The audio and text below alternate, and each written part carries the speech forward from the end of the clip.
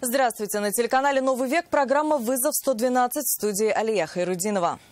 И сегодня мы покажем, как в поселке Мирный ночью сгорел жилой дом. Владельцы спаслись чудом. Расскажем, почему сегодня днем на улице Епеева столкнулись две иномарки. Я не знаю, зачем он так сделал. Причем он на скорости вот так заезжал. И как на той же улице вечером под колеса автобуса попал молодой человек. А стаж большой у вас? Водительский? Да. Сколько? Почти год. А также старт рассмотрения дела о смертельном наезде автобуса на девушку-пешехода. Сторона потерпевшей не согласна с особым порядком и не дает свое согласие на рассмотрение дела в особом порядке. Это и не только прямо сейчас. Крупный пожар едва не унес жизнь целой семьи в частном доме в поселке Мирный. Огонь вспыхнул на мансардном этаже, когда люди уже легли спать. Пламя разгорелось так, что не только полностью уничтожило верхнюю часть дома, но и едва не перекинулось на соседей. Нафиса Минязова продолжит. Ладно, хоть бы 12 час, а так. Они не успели крепко уснуть. Это и спасло их жизни. Услышали треск, запах гари был его спутником. Сомнений, что происходит, не осталось. В этом доме живет пожилая супружеская пара. Этим вечером к ним в гости приехали сыновья, остались ночевать. Они и выводили родителей из горящего дома. На помощь тут же бросились соседи, вызвали пожарных, позвонив по номеру 101. Из дома уже валил густой дым, а зарево было видно издалека. До того, как пожарные приехали, кто-нибудь пытался вообще потушить свои личные?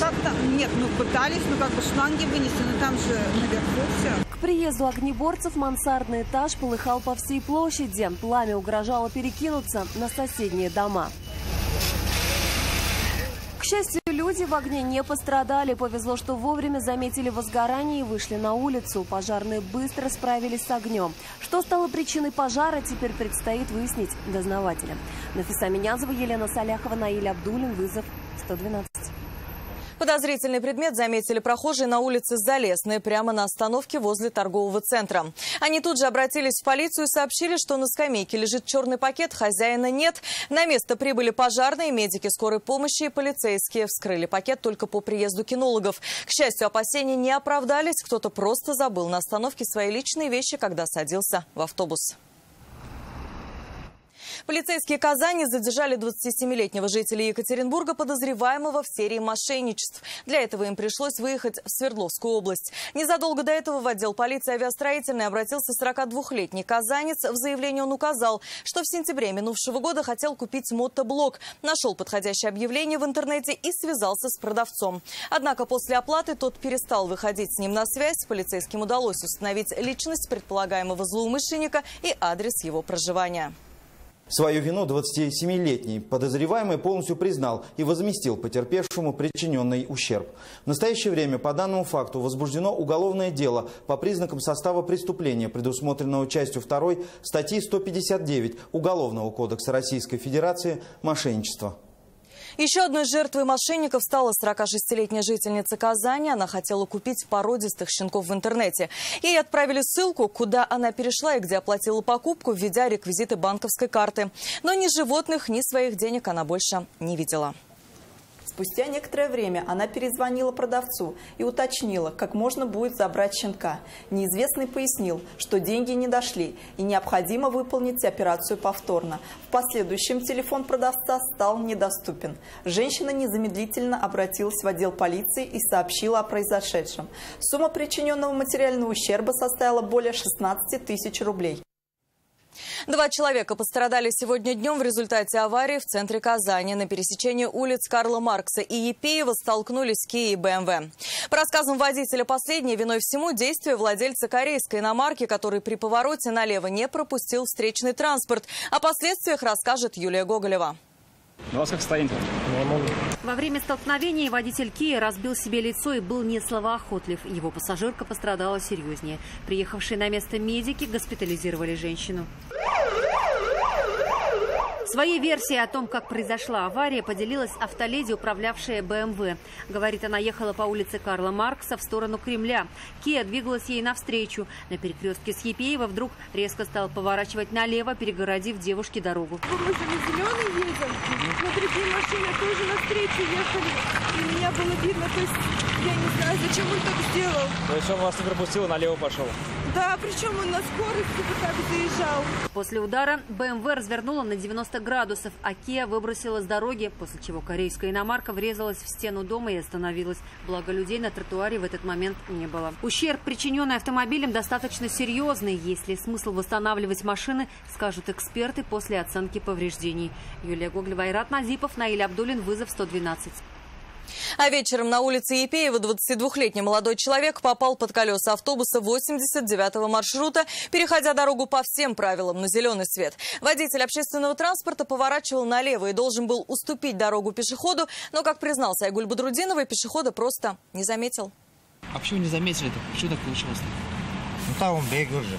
Центр города, вечерний час пик. Автобус, полный пассажиров, поворачивал с улицы Епеева налево, на Большую Красную. Ехал на зеленый. Но разрешающий сигнал светофора горел и пешеходам. И 22-летний молодой человек, которого 27-летний водитель автобуса просто не заметил, переходил дорогу по всем правилам. Понял, что произошло, только услышав удар с правой стороны и посмотрев в зеркало. Ну вот он лежал, пытались помощь оказать? Да. Что делали? Взяли, вот, все, ушли, ехали.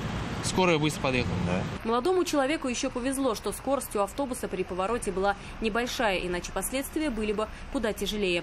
Приехавшие на место врачи, осмотрев пострадавшего, приняли решение о его госпитализации. И в больнице у него диагностировали ушиб головного мозга. А стаж большой у вас? Водительский? Да. Сколько?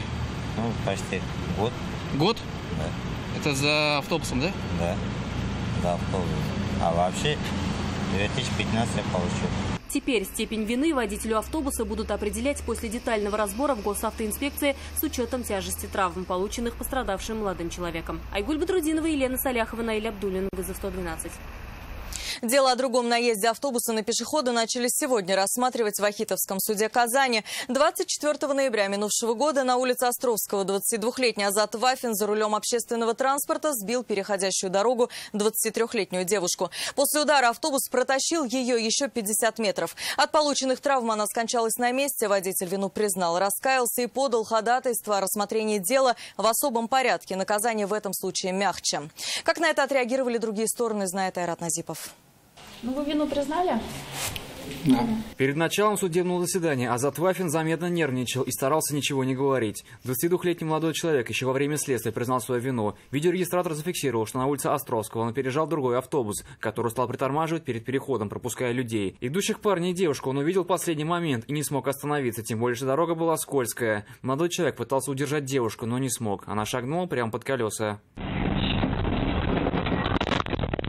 Позже автоинспекторы установили, что водитель автобуса двигался со скоростью 33 км в час. Остановился он только через 50 метров от места наезда. Вафин, имея малый опыт управления транспортными средствами, управлял технически исправным автобусом марки МАЗ и в пути следования, приближаясь к нерегулируемому пешеходному переходу, не принял возможные меры к снижению скорости, вплоть до остановки транспортного средства, а вместо этого продолжил дальнейшее движение. В отношении водителя автобуса возбудили уголовное дело по статье «Нарушение правил дорожного движения, повлекшее по неосторожности смерть человека». Сейчас он находится под подпиской о невыезде. На суде парень рассказал, что по-прежнему работает на общественном транспорте, но уже кондуктором, и хотел бы рассмотреть дело в особом порядке. Впрочем, представитель потерпевшей стороны с этим был не согласен.